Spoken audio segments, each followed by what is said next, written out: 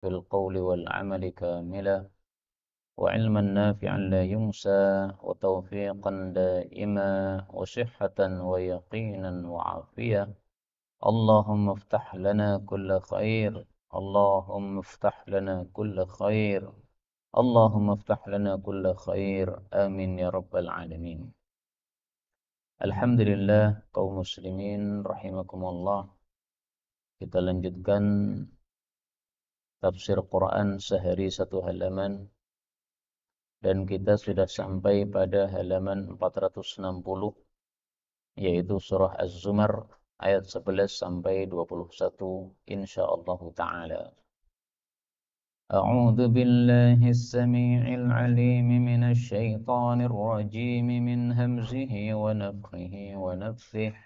قل إني أمرت أن أعبد الله مخلصا له الدين وأمرت لأن أكون أول المسلمين قل إني أخاف إن عصيت ربي عذاب يوم عظيم قل الله أعبد مخلصا له ديني فاعبدوا ما شئتم من دونه قل إن الخاسرين الذين خسروا أنفسهم وأهليهم يوم القيامة ألا ذلك هو الخسران المبين لهم من فوقهم ظلل من النار ومن تحتهم ظلل ذلك يخوف الله به عباده يا عبادي فاتقوني والذين اجتنبوا الطاغوت أن يعبدوها وأنابوا إلى الله لهم البشر فبشر عبادي الذين يستمعون القول فيتبعون أحسنه أولئك الذين هداهم الله وأولئك هم أولو الألباب أفمن حق عليه كلمة العذاب أفأنت تنقذ من في النار لكن الذين اتقوا ربهم لهم غرف من فوقها غرف مبنية تجري من تحتها الأنهار وعد الله لا يخلف الله الميعاد ألم تر أن الله أنزل من السماء ماء فسلكه ينابيع في الأرض ثم يخرج به زرعا مختلفا ألوانه ثم يهيج فتراه مصفرا ثم يجعله حطاما إن في ذلك لذكر لأولي الألباب. Alhamdulillah Rabbil Alamin. Allahumma arhamna bil Qur'ani amin.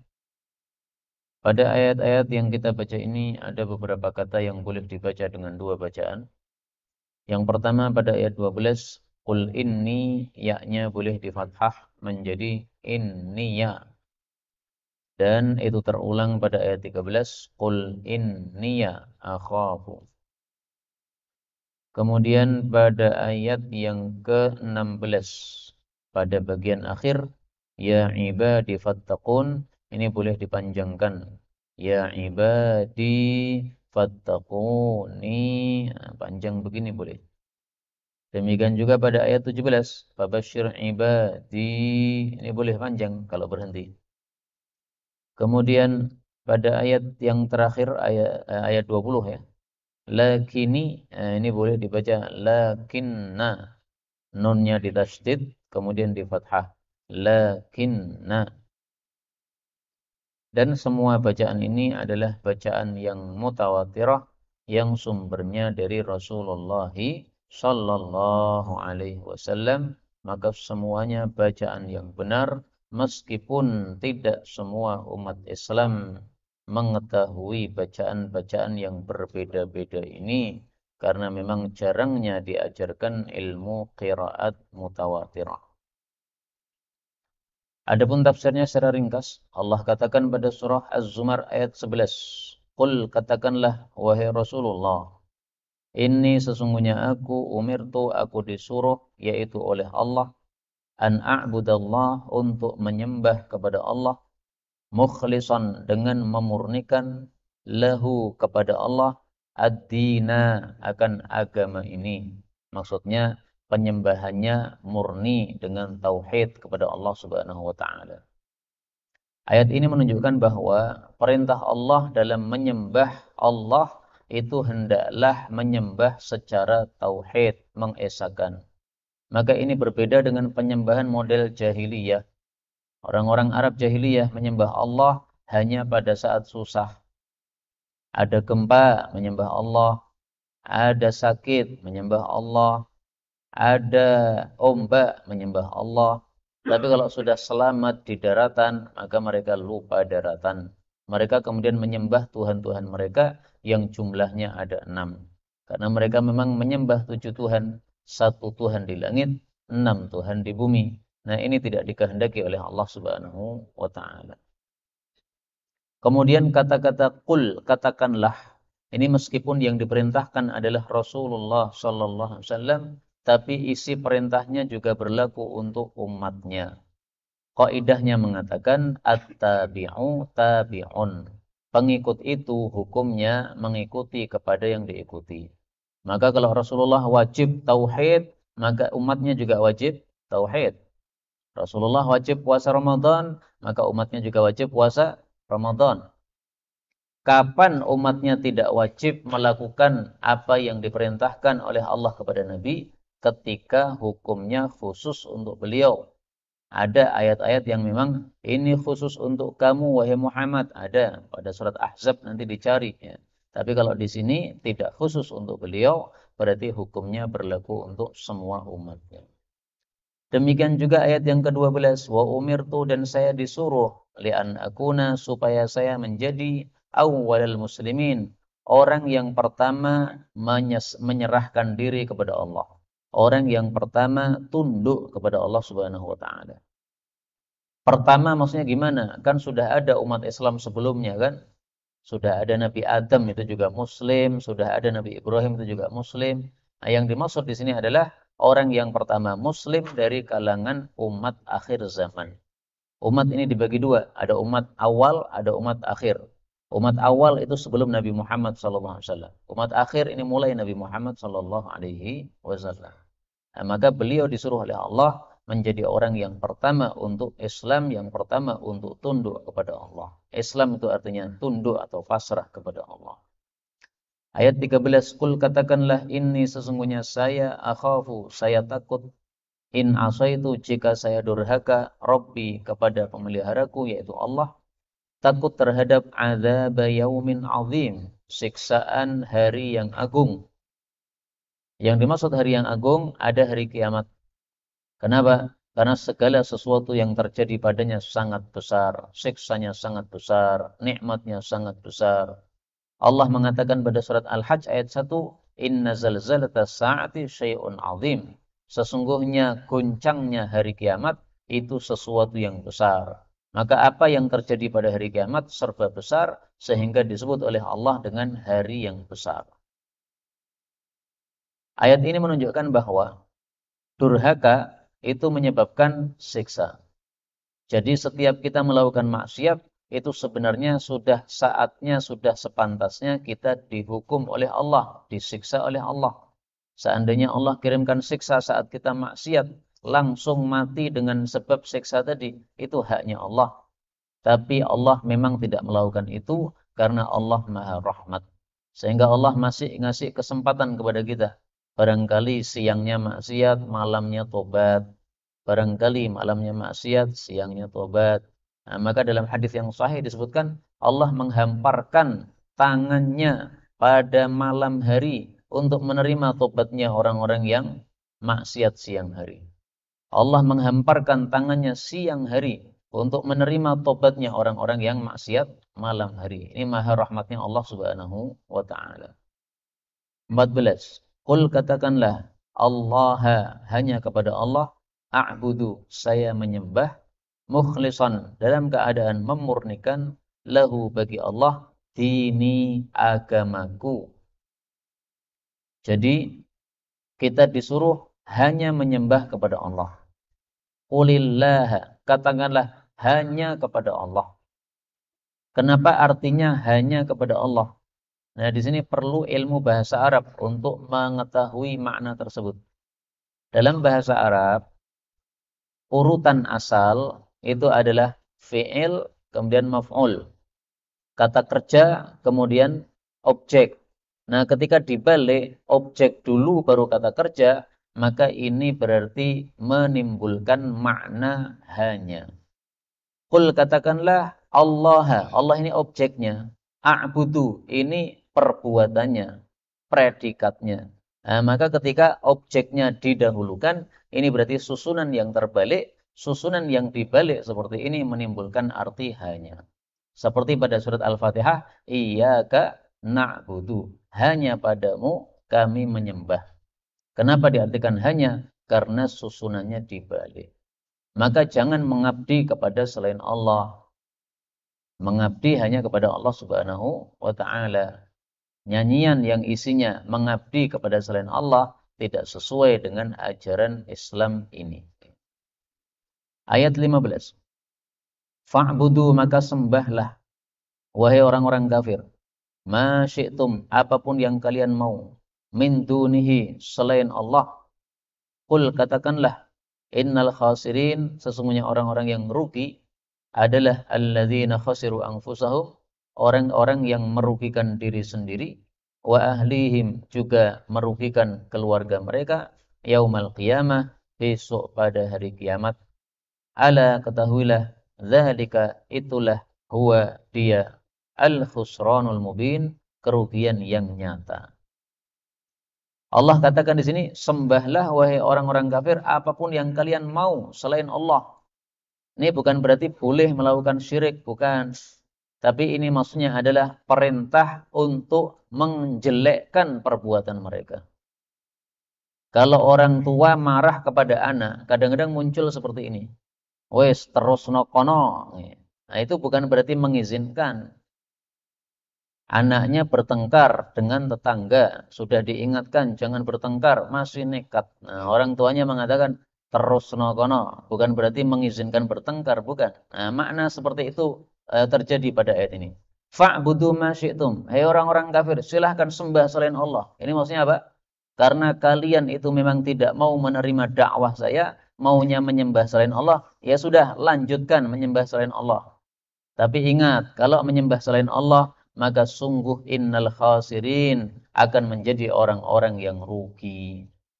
Jadi ini perintah bukan mengizinkan, tapi perintah untuk menjelekkan atau perintah untuk menguco, kalau bahasa orang Jawanya, kepada orang-orang yang tidak mau nyembah hanya kepada Allah Subhanahu wa ta'ala. Dalam ayat ini disebutkan, orang yang rugi total itu adalah yang merugikan diri sendiri dan merugikan keluarga. Apa maksudnya merugikan diri sendiri dan keluarga? Merugikan diri sendiri maksudnya adalah dengan sebab menyebabkan dirinya masuk ke dalam neraka. Nah, itu merugikan diri sendiri. Di akhirat ada dua tempat. Tempat yang nyaman yaitu surga, tempat yang mengerikan yaitu neraka. Kok pilih neraka? Berarti merugikan diri sendiri. Merugikan keluarga maksudnya adalah menyebabkan pisah antara dirinya dengan keluarganya. Di neraka itu tidak kumpul satu keluarga, kemudian nyaman, enggak. Tapi masing-masing disiksa oleh Allah Subhanahu wa taala sesuai tingkat dosanya, sehingga terpisah antara suami dengan istri, dengan anak, dan anak dengan bapak, terpisah semuanya. Kalaupun berkumpul, itu tidak akan bisa saling tolong-menolong karena di dalam neraka. Maka kondisi neraka itu sangat berbeda jauh dengan kondisi surga. Di surga bisa terkumpul satu keluarga. Bapak, ibu, anak, cucu, kumpul semua. Nah, maka kondisi neraka ini selain disiksa, juga pisah antara seseorang dengan keluarganya, maka itu menambah kesusahan mereka. Disebutkan pada surat At-Tur ayat 21 tentang orang-orang beriman. Allah katakan, Alhaqna bihim dzurriyyatahum. Akan kami gabungkan dengan keturunan mereka. Jadi ahli surga kalau masuk surga, gabung dengan keturunan-keturunan mereka, ketemu dengan anaknya, dengan cucunya.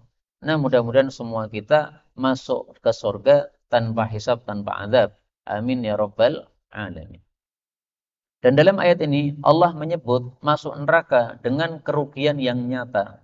Sebagaimana dalam ayat yang lain Allah menyebut masuk surga dengan keberuntungan yang nyata.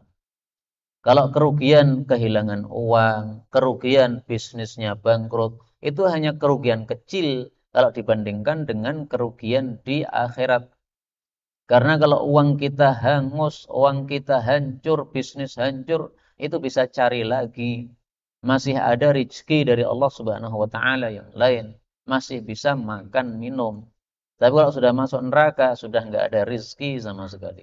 Makan nggak ada, minum nggak ada. Kalau kelaparan mereka minta dikasih makan yang berhenti di tenggorokan. Kalau mereka kehausan dikasih minum yang membrodolkan usus-usus mereka sebagaimana yang sudah kita bahas dulu. Sehingga kerugiannya betul-betul nyata. Tapi kalau masuk surga maka disebut al-fawzul mubin, keberuntungan yang nyata sebagaimana disebutkan pada surat Al-Jathiyah ayat 30. Ayat 16. Allah mengatakan, lahum bagi mereka ahli neraka min fawqihim dari atas mereka dhulalun ada naungan. Naungannya apa? Minan nari dari api. Wa min tahtihim dan dari bawah mereka dhulalun juga ada naungan dari api. Dzalika itulah yukhawwifullahu bih. Allah menakut-nakuti dengannya ibadahu kepada hamba-hambanya. Ya ibadi, wahai hamba-hambaku, fattaquni, maka takwalah kalian kepadaku. Maksudnya supaya tidak masuk ke dalam neraka. Kaum muslimin rahimani wa rahimakumullah. Ayat ini mengajak kita untuk bertakwa kepada Allah. Kenapa? Karena takwa itulah yang menyebabkan kita dimuliakan oleh Allah. Dalilnya, inna akramakum indallahi atqakum. Kalau dimuliakan oleh Allah, maka tidak akan dimasukkan ke dalam neraka. Karena neraka itu tempat kerendahan, kehinaan. Nah, sehingga maksud ayat ini adalah sebelum kamu mati, kemudian direndahkan oleh Allah gara-gara tidak bertakwa, maka bertakwalah, takutlah kepada Allah Subhanahu wa taala dengan melakukan perintah-perintahnya dan meninggalkan larangan-larangannya Allah Subhanahu wa taala. Salah satu takwa adalah kita bersedekah. Sebagaimana sabda Nabi sallallahu alaihi wasallam, "Ittaqun nara walau bisyiqqi tamrah." Takutlah kepada neraka meskipun hanya dengan memberikan separuh butir kurma. Separuh kurma. Maksudnya tidak memiliki apa-apa untuk disedekahkan kecuali satu kurma. Maka separuhnya kita makan, separuhnya diberikan kepada orang. Ini bisa menyelamatkan dari api neraka. Nah, maka hadis tersebut, takutlah kepada neraka meskipun sedekah dengan separuh kurma, ini bisa untuk tafsiran atau contoh tafsiran dari ayat ini, ya ibadi fattaqun, wahai hambaku bertakwalah kepadaku. Nah, salah satu perintah Allah adalah bersedekah. Berarti kalau kita bersedekah, takwa kepada Allah Subhanahu wa taala. Dalam ayat ini disebutkan bahwa orang-orang kafir itu di atasnya ada naungan dari api. Apa maksudnya naungan dari api? Namanya naungan itu semestinya menyebabkan kita jadi sejuk, jadi nyaman. Nah, ini naungannya berupa api, berarti menambah kepanasan. Di atas ada naungan api, artinya di atas itu ada pagar-pagar yang terbuat dari api. Dan ada keluk-keluk, kalau itu apa? Asap-asap dari api-api tersebut. Nah, sehingga karena asapnya yang sangat dahsyat, itu seolah-olah seperti naungan. Tapi asapnya sangat panas. Seperti Anda bayangkan ketika terjadi meletusnya gunung. Kemudian keluar asap. Nah, asap itu melewati barang, itu barang bisa langsung gosong, langsung remuk menjadi abu. Saking panasnya. Nah, bayangkan seperti itu di neraka.